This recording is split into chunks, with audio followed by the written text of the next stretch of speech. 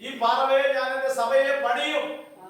പാതാള ഗോപുരങ്ങൾ അതിനെ ജയിക്കയില്ല. പോരാട്ടം ഉണ്ടാകും, പ്രതികൂലം ഉണ്ടാകും, എന്നാൽ ജയം ദൈവസഭയ്ക്കാണ്. ദൈവസഭയ്ക്കാണ് ജയമെങ്കിൽ ഈ പ്രാർത്ഥനയുടെ പ്രാരംഭ ദിനത്തിൽ ആത്മാവ് ഞാൻ ഇത് വിളിച്ചു പറയുന്നു. സ്വന്തം സൈന്യത്താലല്ല, ശക്തിയാലല്ല, ദൈവത്തിന്റെ ആത്മാവിന്റെ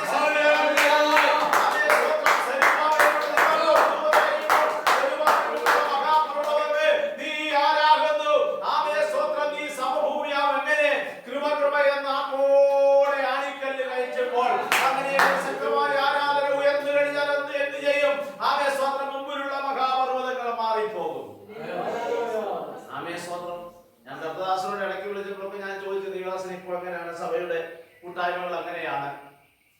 സ്വന്തം ആളുകളുണ്ടോ? അപ്പോൾ കർത്തദാസൻ പറഞ്ഞു, ദേവദാസനെ സ്വന്തം 3-4 കുടുംബങ്ങൾ കടന്നു വന്ന് എന്ന് ഓർപ്പിക്കുവാനുണ്ട്. കർത്താവ് ആ വിടവിനെ നികത്തുവാനിടയായി. ഞാൻ പറയുന്ന താല്പര്യം, സ്വന്തം ചെറിയ കൂട്ടമാണെങ്കിൽ നമ്മൾ ഭയപ്പെടേണ്ട. കാരണം കർത്താവിന് അല്പം കൊണ്ടും അധികം കൊണ്ടും പ്രവർത്തിക്കുവാൻ കഴിയില്ലേ? സ്വന്തം വിദ്യാന്യ കൂടാരത്തിലേക്ക് സ്വത്രം അത് ഒരു വലിയ ജനക്കൂട്ടമായിട്ടാണ് സ്വത്രം ഗിരിയോൻ കടന്നു പോകുന്നത്. എന്നാൽ കർത്താവ് പറയുന്നൊരു കാര്യമാണ്, നിന്നോട് കൂടെയുള്ള ജനം അധികമാകുന്നു. സ്വത്രം നിന്നോട് കൂടെ ഒത്തിരി ആൾക്കാരുണ്ട്. സ്വത്രം ഈ വരുന്ന ആൾക്കാരെല്ലാം നിന്റെ കൂടെ നിൽക്കണമെന്നതിന്റെ കാരണം എന്താണ്? അവിടെ ചെന്ന് സ്വത്രം ശത്രുവിന്റെ സ്വത്രം ബലത്തെക്കാൾ, അല്ലെങ്കിൽ ശത്രുക്കളുടെ, അല്ലെങ്കിൽ സ്വത്രം നിങ്ങൾ കടന്നു ചെന്ന് നിങ്ങൾക്കെതിരെയുള്ള ശത്രുക്കളുടെ സ്വത്രം ജനപ്പെരുപ്പം കാണുമ്പോൾ എന്ത് ചെയ്യും? പലരും പിന്തിരിഞ്ഞു പോകും. അതുകൊണ്ട് ഞാൻ അവരെ ഒന്ന് പരീക്ഷിക്കുകയാണ്. സ്വന്തം കർത്താവ് തന്നെ, ദൈവം തന്നെ ഗിരിയോനോട് പറഞ്ഞ് അവരെ പരീക്ഷിക്കുവാനൊക്കെയും സ്വത്രം ആ കാര്യങ്ങൾ ക്രമീകരിച്ചു. അവസാനം നാം വായിക്കുന്നുണ്ട്, സ്വത്രം അതെ നായ നക്കി കുടിക്കും പോലെ സ്വത്രം സ്വത്രം കൈകൾ പുറകോട്ട് കെട്ടിവെച്ച് സ്വത്രം സ്വത്രം നക്കി കുടിച്ച 300 പേരെ കൊണ്ട് സ്വത്രം ദൈവമായ കർത്താവ് സ്വത്രം ഗിരിയോന് വിജയം കൊടുത്തെങ്കിൽ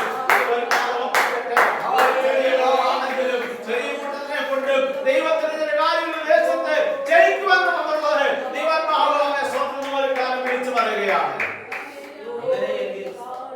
സ്വത്രം നഷ്ടപ്പെട്ടതിനെ ഓർത്തോ, അല്ലെങ്കിൽ ഇപ്പോൾ സ്വത്രം നമ്മുടെ ഈ ഞെരുങ്ങിയ അവസ്ഥയോർത്ത് നമ്മൾ ഭാരപ്പെടേണ്ട കാര്യം. ഒരിക്കൽ ദാവീദ് ഇങ്ങനെ പറഞ്ഞു, ഞാൻ ഞെരുക്കത്തിൽ ഇരുന്നപ്പോൾ നീ എനിക്ക് വിശാലത വരുത്തി. സ്വത്രം അപ്പോൾ ഞെരുക്കം ഉണ്ടാകുമ്പോൾ സ്വത്രം ഒരു വിശാലത ദൈവം നമുക്ക് ഒരുക്കുന്നുണ്ടെന്നുള്ള കാര്യം നാം മറന്നു പോകരുത്. കർത്താവിന്റെ സ്തോത്രം, ദൈവനാമം വാഴ്ത്തപ്പെടുമാറാകട്ടെ. സ്വത്രം പ്രാരംഭമായ ഒരു വേദഭാഗം വായിച്ച് സ്വത്രം നമുക്ക് ചില സ്വത്രം ദൈവത്തിന്റെ വചനം നമുക്ക് ചിന്തിക്കുവാൻ ആഗ്രഹിക്കുന്നതിനായി സ്തോത്രം 108 സങ്കീർത്തനം അതിന്റെ 6-ാമത്തെ വാക്ക് വായിച്ചാണ്. 108 സങ്കീർത്തനം 6-ാം വാക്ക്.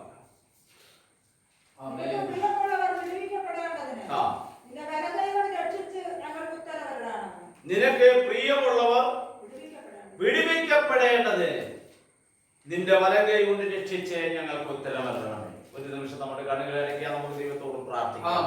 പരിശുദ്ധനാധികമേ സ്വർഗീയ നല്ല പിതാവേ, അനുഗ്രഹമേറിയ നല്ല സമയത്തിനായി ഞങ്ങളെ സ്തുതിക്കുന്നു. അവിടുത്തെ വചനം ഞങ്ങൾ വായിച്ചിരിക്കുന്നു. പരിശുദ്ധാത്മാവിന്റെ ആഴമായ ഇടപെടൽ ഉണ്ടാകുമാറാകണമേ. കടന്നു വന്നിരിക്കുന്ന ദൈവത്തിന് ആവശ്യമാകുന്ന ആലോചന കൈമാറുമാറാകണമേ. ദൈവാത്മാവ് ഞങ്ങൾ വ്യക്തമായി സംസാരിക്കുമാറാകണമേ. പ്രാർത്ഥന കേട്ടതിനായി സ്തോത്രം, യേശുക്രിസ്തുവിന്റെ നാമത്തിൽ ആമേൻ. ലോകത്തിൻ താങ്ങുകൾ നീങ്ങിപ്പോയിടുമ്പോൾ ലോകക്കാരെല്ലാരും കൈവേടിയിടുമ്പോൾ ലോകത്തിൻ താങ്ങുകൾ നീങ്ങിപ്പോയിടുമ്പോൾ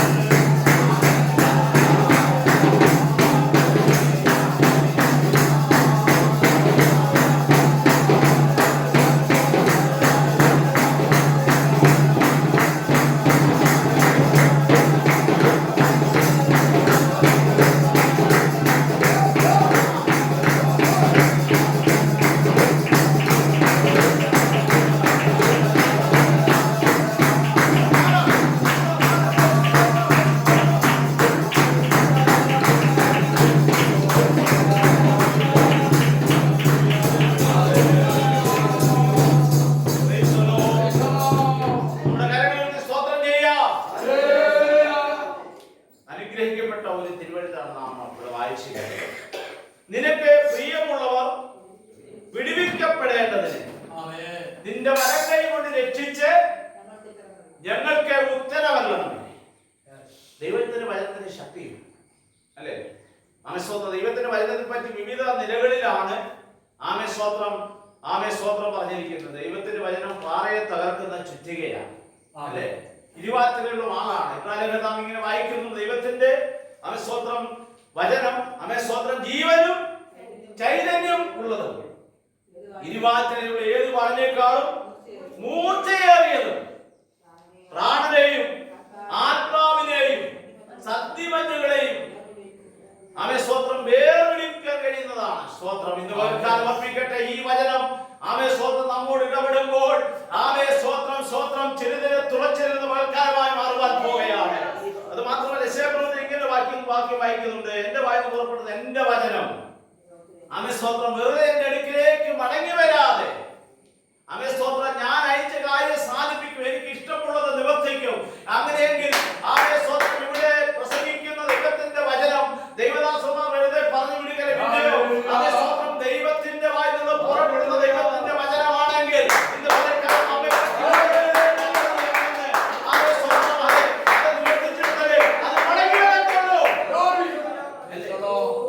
വിശ്വസിക്കാൻ തയ്യാറാണ്. ദൈവത്തിന്റെ വായിൽ നിന്ന് വരുന്ന വചനമാണ് ഈ വചനം. അപ്പൊ ദൈവത്തിന്റെ വായിൽ നിന്ന് ഈ വചനം വരുമ്പോൾ അതിന് ശക്തിയുണ്ട് അല്ലേ? ആമേസ്തോത്രം. ഉൽപ്പത്തി പുസ്തകം നാം ഇങ്ങനെ വായിക്കുന്നു, ആമേസ്തോത്രം വെളിച്ചമുണ്ടാകട്ടെ എന്ന് ദൈവം കൽപ്പിച്ചപ്പോൾ അവിടെ എന്ത് സംഭവിച്ചു? വെളിച്ചമുണ്ടായി. ലാസറിന്റെ കല്ലറയുടെ വാക്യത്തെ ബാധിച്ച യേശു ഇങ്ങനെ പറഞ്ഞു, ലാസറേ പുറത്തു വരിക. അപ്പോൾ യേശുവിന്റെ ശക്തിയുള്ള വാക്കിന് മുമ്പിൽ എന്ത് ചെയ്തു? ആമേസ്തോത്രം കെട്ടപ്പെട്ട് ആമേസ്തോത്രം മരിച്ചവനായി ആമേസ്തോത്രം കല്ലറയ്ക്കകത്ത് ആമേസ്തോത്രം അടഞ്ഞു കിടന്നിരുന്ന കല്ലറയ്ക്കകത്ത് ഉറങ്ങി കിടന്ന് ലാസർ പുറത്തു വന്നെങ്കിൽ ഇന്ന് ഒരു കാർപ്പിക്കട്ടെ ആമേസ്തോത്രം ഉറങ്ങി കിടക്കുന്ന ചിലതിനെ ആമേസ്തോത്രം കെട്ടപ്പെട്ട് കിടക്കുന്ന ചിലതിനെ പുറത്തു കൊണ്ടുവരുവാൻ കഴിവുള്ള ദൈവവചനമാണ് ഇവിടെ പ്രസംഗിക്കപ്പെടുന്നതെങ്കിൽ വിശ്വസിക്കുവാൻ തയ്യാറായാൽ നമ്മുടെ ജീവിതത്തിൽ ചില വിടുതലുകൾ സംഭവിക്കുവാനിടയായിത്തീരും. നാം വായിക്കുന്നു, നിനക്ക് പ്രിയമുള്ളവർ വിടുവിക്കപ്പെടേണ്ടതിന് നിന്റെ വലങ്കൈ കൊണ്ട് രക്ഷിച്ച് ഞങ്ങൾക്ക് ഉത്തരവരണമേ. എല്ലാവരും ദൈവം വിടുവിക്കുന്നില്ല. വേദപുസ്തകത്തിൽ വ്യക്തമായ തെളിവുകളുണ്ട്. ആമേസ്തോത്രം ദൈവത്തോട് ആമേസ്തോത്രം അപേക്ഷിക്കുകയും അതുപോലെ ആമേസ്തോത്രം നിലവിളിക്കുകയും ചെയ്ത ഭക്തന്മാരൊക്കെയും ദൈവത്തിന് പ്രിയമുള്ളവരായിരുന്നു. അങ്ങനെയെങ്കിൽ ഇന്ന് വൽക്കാലം ഒപ്പിക്കട്ടെ ആമേസ്തോത്രം നമുക്ക് എങ്ങനെ ദൈവത്തിന് പ്രിയമുള്ളവരായി മാറുവാൻ കഴിയും? ഒരിക്കൽ ആമേസ്തോത്രം ദൈവത്തിന്റെ ദാസനാകുന്ന സ്തോത്രം ദാനിയേലിനോട് ദൈവം ഇങ്ങനെ പറഞ്ഞു, ഏറ്റവും പ്രിയ മനുഷ്യനായ ദാനിയേലേ, ആമേസ്തോത്രം നീ നിന്നെ തന്നെ താഴ്ത്തുവാനും നിന്നെ തന്നെ കണ്ടുണരുവാനും മനസ്സ് വെച്ച ആദ്യ ദിവസം തന്നെ നിനക്കുള്ള മറുപടിയുമായി ഞാൻ ഇറങ്ങി വന്നിരിക്കുന്നു. ആമേസ്തോത്രം ദൈവജനത്തിന്റെ ആമേസ്തോത്രം തന്റെ ജനത്തിന്റെ ആമേസ്തോത്രം സമൂഹത്തിന്റെ ആമേസ്തോത്രം വിടുതൽ എങ്ങനെ സംഭവിക്കുമെന്ന് ഓർത്തുകൊണ്ട് ആമേസ്തോത്രം ഉപസിച്ചും പ്രാർത്ഥിച്ചും ആമേസ്തോത്രം വേദനപ്പെട്ടും ആമേസ്തോത്രം ഞരങ്ങി വിരിക്കുന്ന ആമേസ്തോത്രം ദാനിയേലിന് മുമ്പിലേക്ക് ഇവിടെ ഇതാ ദൈവത്തിന്റെ ദൂതൻ ആമേസ്തോത്രം കടന്നു എന്ന് പറയാൻ, ഏറ്റവും പ്രിയ മനുഷ്യനായ ദാനിയേലേ, ആമേസ്തോത്രം നീ നിന്നെ തന്നെ താഴ്ത്തുവാൻ മനസ്സ് വെച്ച ആദ്യ ദിവസം തന്നെ ദൈവദാസനും ഈ സഭയും ദൈവത്തിന്റെ താഴ്ത്തുവാനായിട്ട് മനസ്സ് വെച്ചിരിക്കുന്ന ഈ ആദ്യ ദിവസം തന്നെ ദൈവത്തിന്റെ ആത്മാവ് പറയുന്നു, ആമേസ്തോത്രം ഞാൻ നിന്റെ അപേക്ഷയുമായി മറുപടിയുമായി കടന്നു വന്നിരിക്കുകയാണ്. അപ്പോൾ നമ്മെ തന്നെ താഴ്ത്തുവാൻ നാം മനസ്സ് വെച്ച് കഴിഞ്ഞാൽ ദൈവം നമ്മോട് ഇടപെടും. അത് മാത്രമല്ല ദൈവത്തിന്റെ ചില പ്രവൃത്തികൾ നമുക്ക് കാണുവാൻ കഴിയും. കർത്താവിന്റെ സ്തോത്രം. എങ്ങനെയാണ് ആമേസ്തോത്രം ദൈവത്തിന്റെ പ്രിയമുള്ളവനായി ആമേസ്തോത്രം ഇവിടെ ആ ദാനിയേൽ മാറിയത്? അങ്ങനെ ദൈവം ആമേസ്തോത്രം അദ്ദേഹത്തെ സംബോധന ചെയ്യുവാനുള്ള കാര്യം എന്താണ്? ആമേസ്തോത്രം അതിന്റെ 1-ാം അധ്യായം, ദാനിയേൽ പ്രവചനം 1-ാം അധ്യായം ആമേസ്തോത്രം അതിന്റെ 8-ാമത്തെ വാക്യത്തിൽ നാം ഇങ്ങനെ വായിക്കുന്നു, എന്നാൽ രാജാവിന്റെ ഭോജനം കൊണ്ടും അവൻ കുടിക്കുന്ന വീഞ്ഞുകൊണ്ടും തന്നെത്താൻ അശുദ്ധമാക്കയില്ല എന്ന് ദാനിയേൽ ഹൃദയത്തിൽ നിശ്ചയിച്ചു. അത് തന്നെ അതിന് കാരണം. ആമേസ്തോത്രം ദാനിയേലിലെ ഏറ്റവും പ്രിയപ്പെട്ട ദാനിയേലേ എന്ന് ദൈവം സംബോധന ചെയ്യുവാനുള്ള പ്രധാന കാരണം ഇതാണ്. ആമേസ്തോത്രം 1-ാം അധ്യായം 8-ാം വാക്യം നാം വായിക്കുമ്പോൾ ആമേസ്തോത്രം രാജാവ് കുടിക്കുന്ന വീഞ്ഞുകൊണ്ടും ആമേസ്തോത്രം അദ്ദേഹത്തിന്റെ എന്ന് തന്റെ ഹൃദയത്തിൽ നിശ്ചയിച്ചു. അവൻ പലപ്പോഴും സാഹചര്യങ്ങൾ നമ്മെ ദൈവത്തിൽ നിന്ന് അകറ്റി മാറ്റുവാൻ വേണ്ടി സ്വത്രം അതേ കടന്നു വരുമ്പോൾ സ്വത്രം സാഹചര്യത്തിന് സ്വത്രം ഒത്തുപോകുന്നവനല്ല ദൈവത്തിന്. അവൻ പിന്നെയോ അതിനോട് സ്വത്രം എതിർത്ത് നിൽക്കുവാൻ നമുക്ക് കഴിയണം. കർത്താവിനെ സ്വത്രം ഇവിടെ സ്വത്രം തന്റെ വിശുദ്ധിക്ക് കോട്ടം വരുത്തുന്ന രീതിയിൽ സ്വത്രം അശുദ്ധി സംഭവിക്കാൻ ഇടയാകരുത് എന്നുള്ള സ്വത്രം ഉത്തമ ബോധ്യം എനിക്കുണ്ടായിരുന്നു. അതുകൊണ്ട് സ്വത്രം താൻ തീരുമാനിച്ചെന്താണ്? രാജാവിന്റെ ഭോജനം കൊണ്ടും താൻ കുടിക്കുന്ന വീഞ്ഞു കൊണ്ടും താൻ അശുദ്ധനാകയില്ല എന്ന് താൻ ഹൃദയത്തിൽ നിശ്ചയിച്ചു. സ്വത്രം തന്റെ തീരുമാനം ദൈവം കൈക്കൊണ്ടു.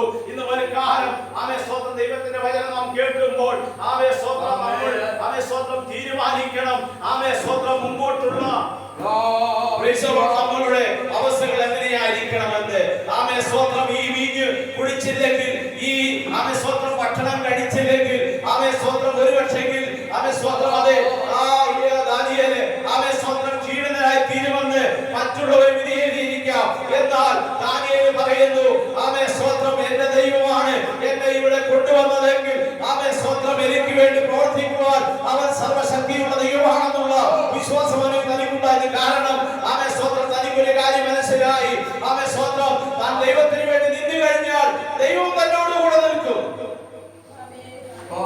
ഈ കാലഘട്ടത്തിൽ സ്വന്തം സാഹചര്യത്തിനൊത്ത വിശ്വാസത്തിന്റെ ചുവടുകൾ മാറ്റുന്നവരല്ല ദൈവമക്കൾ. പിന്നെയോ സ്വന്തം വിശ്വസിച്ച ദൈവത്തിൽ തന്നെ ഉറച്ചു നിൽക്കുന്നവരെയാണ് ദൈവത്തിന് ആവശ്യം, അല്ലേ?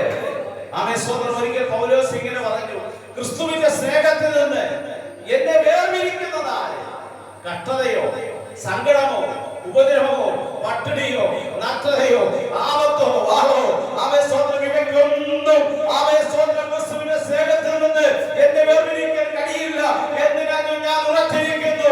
ആ ഉറപ്പുള്ളവർക്ക് മാത്രമേ ഇങ്ങനെ തീരുമാനമെടുക്കുവാൻ കഴിയത്തുള്ളൂ. ഞാൻ മനസ്സിലാക്കുന്നു ദാനിയേലിന്റെ കൂടെ അല്ലെങ്കിൽ ദാനിയേലിനെ പോലെ ഇഷ്ടംപോലെ യഹൂദന്മാരൊക്കെയും അവിടെ ഉണ്ടായിരുന്നു. സ്വത്രം അവർക്കും ഇങ്ങനെയുള്ള സ്വത്രം പരിശോധനകൾ ഒരുപക്ഷെ നേരിട്ട് കാണാം. അതൊന്നും വേദപുസ്തകത്തിൽ പറയുന്നില്ല. എങ്കിലും അങ്ങനെ അവരെയും ഈ സ്വത്രം ഈ പട്ടികയിൽ കൊണ്ടുവന്ന് കാണാം. എന്നാൽ അവരൊക്കെയും സ്വത്രം വിശ്വാസത്തിൽ വ്യതിചലിച്ചു പോയപ്പോൾ ഇവിടെ ദാനിയേല് പറയുകയാണ്, സ്വത്രം രാജാവിന്റെ ഭോജനം കൊണ്ടും താൻ കുടിക്കുന്ന വീഞ്ഞു കൊണ്ടും ഞാൻ അശുദ്ധനാകയില്ല എന്ന് താൻ തീരുമാനിച്ചു. ആ തീരുമാനം ദൈവം കൈക്കൊണ്ടു. ഇന്ന് ദൈവമക്കളെ ദൈവം നാം കേൾക്കുമ്പോൾ നാം ഒരു തീരുമാനത്തിൽ എത്തുവാൻ നമുക്ക് കഴിയണം. സ്വത്രം ഇന്ന് മുതൽ സ്വത്രം ദൈവത്തിന് വേണ്ടി ഞാൻ നിൽക്കുമെന്നുള്ള ഒരു തീരുമാനത്തിൽ നമുക്ക് നിൽക്കാൻ കഴിഞ്ഞാറുണ്ടല്ലോ. ഏത് പ്രതിസന്ധിയുടെ നടുവിലും ദൈവം നമുക്ക് വേണ്ടി ഇറങ്ങി വരും. അതാണ് ദാനിയേലിന് സംഭവിച്ചത്. കാരണം സ്വത്രം 6-ാം അധ്യായത്തിലേക്ക് നാം കടന്നു വരുമ്പോൾ നമുക്ക് അവിടെ കാണുവാൻ കഴിയും. സ്വത്രം പ്രാർത്ഥിച്ചതിന്റെ പേരിൽ, ആരാധിച്ചതിന്റെ പേരിൽ, ഉപവസിച്ചതിന്റെ പേരിൽ സ്വത്രം വീണ്ടും സ്വത്രം തന്നെ പ്രതിക്കൂട്ടിലാക്കുവാൻ സ്വത്രം ശത്രു സ്വത്രം കരിക്കുകൾ ഒരുക്കി കഴിഞ്ഞപ്പോൾ സ്വത്രം അവിടെയും താൻ ഉറച്ചു നിന്നു. തനിക്കറിയാം സ്വത്രം തന്റെ ദൈവം തന്നെ കൈവിടത്തില്ലെന്ന്. സ്വത്രം ദൈവത്തിന് വേണ്ടി ഒരു നാളും നമ്മെ കൈവിടുന്ന ദൈവമല്ല. കർത്താവ് നമ്മൾ ഇങ്ങനെ പറഞ്ഞിട്ടുണ്ട്, ഞാൻ നിങ്ങളെ ഒരു നാളും കൈവിടുകയില്ല, ഉപേക്ഷിക്കുകയില്ല. സ്വത്രം അന്തരീക ദൈവത്തിന്റെ ജനമേ സ്വത്രം കൈവിടാത്ത ദൈവം പറയുന്നു. സ്വത്രം ഭയപ്പെടേണ്ട, ഞാൻ നിന്നോട് കൂടെ ഉണ്ട്. ഭ്രമിച്ചു നോക്കേണ്ട, ഞാൻ നിന്റെ ദൈവമാകുന്നു. ഞാൻ നിന്നെ പേർ ചൊല്ലി വിളിച്ചിരിക്കുന്നു. ഞാൻ നിന്നെ വീണ്ടെടുത്തിരിക്കുന്നു. ഞാൻ നിന്നെ തിരഞ്ഞെടുത്തിരിക്കുന്നു. ഈ വക വാഗ്ദത്തങ്ങളൊക്കെ നമുക്കുണ്ടെങ്കിൽ നമ്മൾ പിന്നെ എന്തിനെ ഭയപ്പെടണം? എന്തിനെ നമ്മൾ ഭയപ്പെടണം? പ്രതികൂലങ്ങൾ കടന്നു വരട്ടെ, പ്രതിസന്ധികൾ കടന്നു വരട്ടെ, ശോധനകൾ കടന്നു വരട്ടെ, നിന്ദകൾ കടന്നു വരട്ടെ, അപമാനങ്ങൾ കടന്നു വരട്ടെ, ഒറ്റപ്പെടുത്തലുകൾ കടന്നു വരട്ടെ. സ്വന്തം ദൈവത്തിന് വേണ്ടി നിൽക്കുവാൻ നാം തയ്യാറാകുന്നെങ്കിൽ ദൈവം നമ്മെ മാനിക്കുന്ന ദൈവമാണ്. സ്വന്തം നമുക്ക് അവിടെ കാണുവാൻ കഴിയും. സ്വന്തം 6-ാം അധ്യായത്തിലേക്ക് നാം കടന്നു വരുമ്പോൾ സ്വന്തം നമ്മൾ ഇങ്ങനെ വായിക്കുന്നു. സ്വന്തം അതിന്റെ 6-ാം അധ്യായം, ദാനിയേൽ 6-ാം അധ്യായം അതിന്റെ 1 മുതൽ 4 വായിക്കുമ്പോൾ നമുക്കവിടെ കാണുവാൻ വായിച്ചാട്ടെ.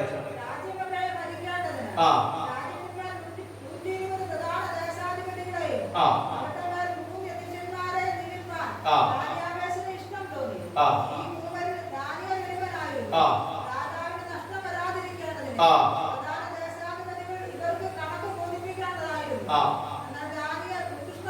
എന്നാൽ ദാനിയേൽ ഉത്കൃഷ്ടമാനസനായിരുന്നത് കൊണ്ട്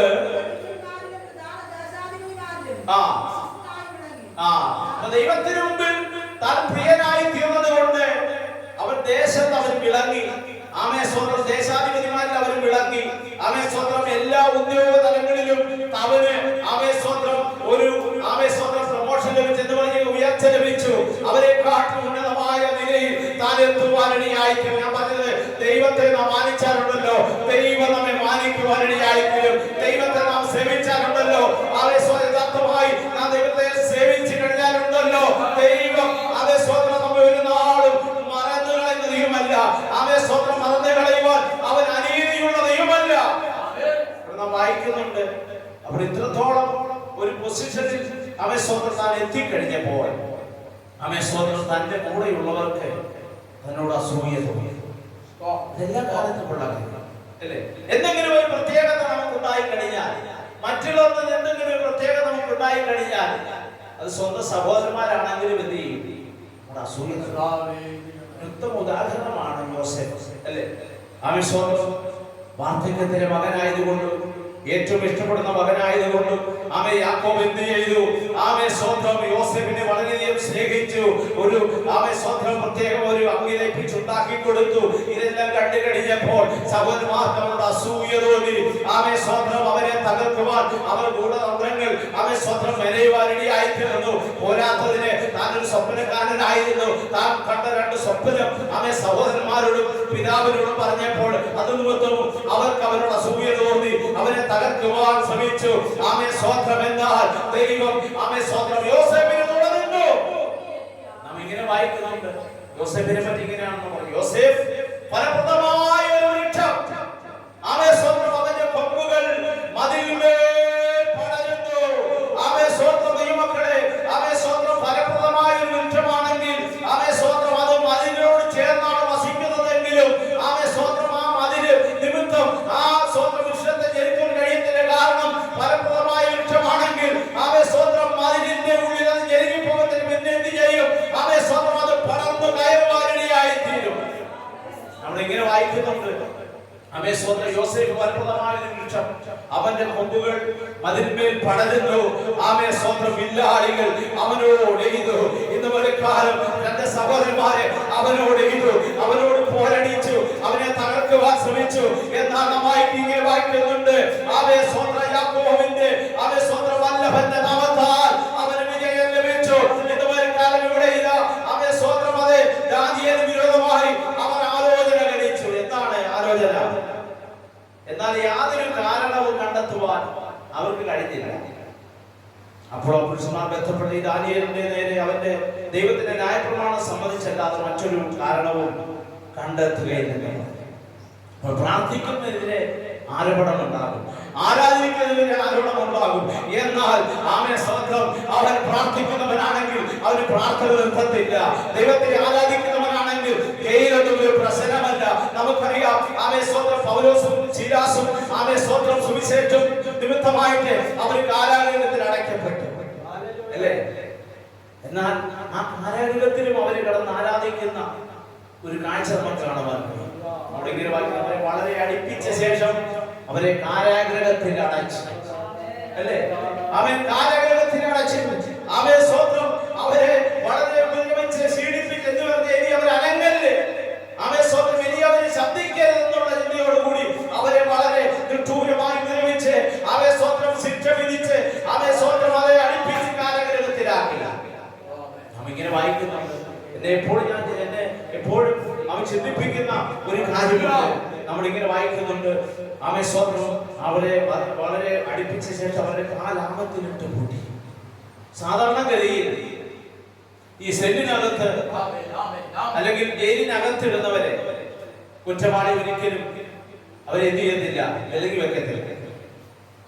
കാരണം സെല്ലിനകത്ത് അവരായിരിക്കുന്നത് കൊണ്ട് അവരത് വിട്ട് പുറത്തു പോകത്തില്ല. അവർ അവിടെ തന്നെ കിടക്കുമെന്നുള്ള ചിന്തയാണുള്ളത്. നമുക്കറിയാം സാധാരണ ലോക്കപ്പ് ചെയ്ത് കഴിഞ്ഞാൽ പിന്നെ അവരെ ബന്ധിക്കത്തില്ല. അവരുടെ കൈ ചങ്ങല